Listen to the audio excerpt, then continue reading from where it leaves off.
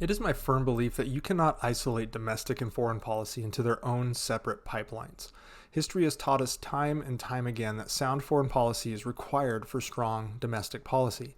Domestic policy is ever present, of course, but nothing interrupts a domestic agenda like war, sanctions, international logistics disturbances, terrorism, and trade barriers. And that's not a comprehensive list. Every president for the last 100 years, whether it was Republican or Democrat, understood this, even Trump to some extent. I've made videos about the foolishness of isolationism, quoting strong leaders from both parties, both American and non-American leaders, military and civilian leaders as well.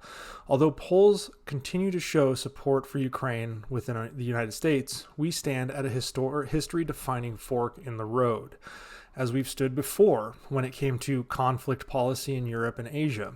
Once again, the United States is looked upon as the leader in an increasingly chaotic world, as 80 years later we see bombastic rhetoric and actions coming out of Asia and Europe. Only this time, the enemies are different, but their dominant ambitions are nonetheless the same.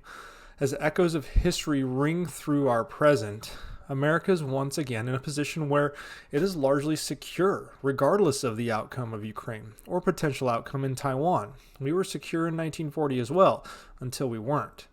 Will the Middle East or Africa become our 21st century Pearl Harbor? As Russia becomes more belligerent towards U.S. aircraft and bases in the region, that might be possible. Perhaps China and the South China Sea with their dangerous maneuvers against the naval assets of the U.S. and our allies. Just like in the 1930s, the U.S. didn't want war, but we increasingly couldn't sit idly by as Germany ran through Europe and Japan ran through Asia without providing increasing support. Now we see that same thing happening today, only Russia is the aggressor in practice, and China is the aggressor in rhetoric and provocation. I cannot fathom how we have so suddenly forgotten those lessons from just 70 or 80 years ago. And this is where we enter GOP hopeful Vivek Ramaswamy, who, from a foreign policy perspective, is the most dangerous candidate in the race, period. While I don't see Ramaswamy as a serious candidate because of the many hypocrisies that arise from his existence as a far-right Republican, such as the anti-vax, anti-pharma, drain the swamp crowd suddenly wants a pharmaceutical exec that is a hedge fund manager and a lobbyist, and yes, he was all three of those things. I just want to address some of the things his supporters say just make sense from both a foreign policy mostly and somewhat of a domestic policy angle. Now, to be fair, when I go to the comment section of his Twitter, a large portion of his positive comments come from people with not so subtle Russian or Chinese names. That is because Ramaswamy is loved by Moscow and Beijing. He argued that China only wants to invade Taiwan for two reasons: to control the semiconductor industry and to resolve the Chinese Civil War. Ramaswamy said, "Do not mess with Taiwan before 2028, before the end of my first term, when he believes he can achieve semiconductor independence in the U.S. After that, apparently, it's Ramaswamy's opinion that China can do whatever it wants." Ramaswamy said he intends to make his stance clear by dramatically upping firepower around Taiwan during his first term. This includes moving destroyers and guided missile submarines to the Taiwan Strait, attempting to form a military alliance with India, and even putting a gun in every Taiwanese household. That's an actual quote. While some of that I can tend to agree with, such as strengthening our position in China, some of it is for a really silly reason. It's just to maintain that strength for his first term. And he says that only for his first term.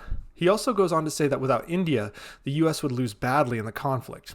That's 100% false. I've made like 5 or 6 videos on why China invading Taiwan and a U.S. involvement is just not the case. If that were the case, China would have moved already. He doesn't make any mention of other allies in the region, such as Japan, South Korea, Vietnam, Philippines, Australia, etc. Not to mention the commitments of other NATO nations, including the United Kingdom, who have interests in that region through trade. Nonetheless, the U.S. and Taiwan could stop the Chinese invasion right now. I would even give Taiwan alone a 60 or 70% chance of stopping it by themselves. But then Ramaswamy flippantly says he will pull Russia out of its alliance with China by ending the Ukraine war. First of all, those things they're not mutually exclusive. And I ask, how exactly do you stop a Chinese-Russian alliance? Through threats, sanctions, and the like that will almost certainly drive China towards Russia, by putting destroyers in the Taiwan Strait and a gun in every Taiwanese household, as you've said previously, because that will absolutely not do what you're intending to do of separating Russia and China. Also, he has no plan to end the Ukraine war. He just says he will do it with a broad hand wave. It's just like Trump. They just say it will just happen. And the only way I see Ukraine ending this war, or this war in Ukraine ending, comes from one of two ways, really. So it's not the only way, but there's one of two ways. And that is if Russia wins or if Ukraine wins. Now, if Russia wins, that means we have allowed a Russian victory, which is similar to allowing for Hitler to have a victory. And I, as well as most Americans, can't stomach a Putin victory in Ukraine. Like World War II, like Desert Storm and Desert Shield, we cannot diplomacy our way out of this. We have to provide the means to fight. Ramaswamy is a peace in our time, Chamberlain utopian moron in this case. It will take the defeat of the Third Reich-esque Russians here. And how do we do that? By giving Ukraine the means to win. We don't even need boots on the ground. But Ramaswamy fears nuclear war because it doesn't serve America. Yeah, no shit. Nuclear war serves no one. But let's be real about the situation. Ramaswamy believes that Putin will one day be briefed they are losing Crimea, so Putin orders to launch nuclear weapons, which would certainly bring about the end of Russia and possibly the world as we know it.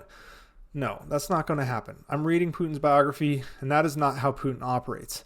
This cowardice from Ramaswamy, or whatever you want to call it, is giving Putin exactly what he wants. And this will lead to a future where we must fight a major war in Europe because Putin is emboldened to move on the Baltics. And it is because of Ramaswamy's appeasement policies.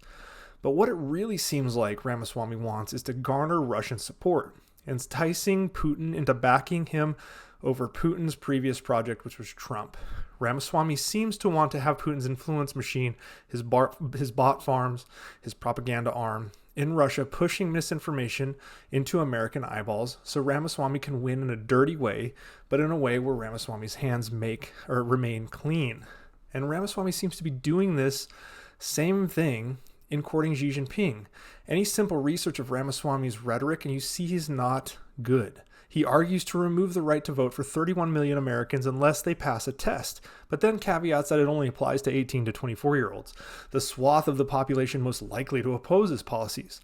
That may be the most overtly authoritarian proposal I've heard politicians make since the Civil Rights Act, the fight over the Civil Rights Act in 1964. It is practically out of a Russian playbook. Make sure you don't give a voice to the largest swath of your opposition. That is what Putin and Xi Jinping do. This guy's views are out in the open and people are agreeing with his stance.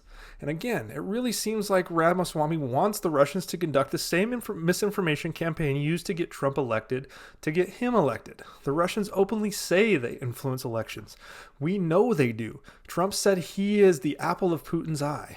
This guy, Ramaswamy, is saying things that overtly court the influence and support of both Xi Jinping and Vladimir Putin, but then shields it behind an America First 2.0 policy. Whether he's trying to or not, Ramaswamy is courting this influence by giving Putin what he wants in Ukraine and then giving Xi what he wants in Taiwan. Ramaswamy said our goal should not be for Putin to lose. Our goal should be for America to win. How is there an America wins there? That has to be the most idiotic foreign policy I've ever seen. But then he follows up by saying that Taiwan can be China's, you just have to wait 5 years. Both stances run completely counter to the GOP's stated 2016 and 2020 platforms of supporting Ukraine and Taiwan. But the GOP is scared to address this due to the party being all over the place in policy because of MAGA, and now MAGA 2.0 and Trump and Ramaswamy, who are bullying the more sane members of the party into abandoning 70 years of its platform history because they don't want to be, quote, rhinos, or Republicans in name only. Yeah, no, Trump and Ramaswamy are the rhinos. You only need to compare them to every single Republican from 1916 to 2016 to know that. And Ramaswamy is dangerous.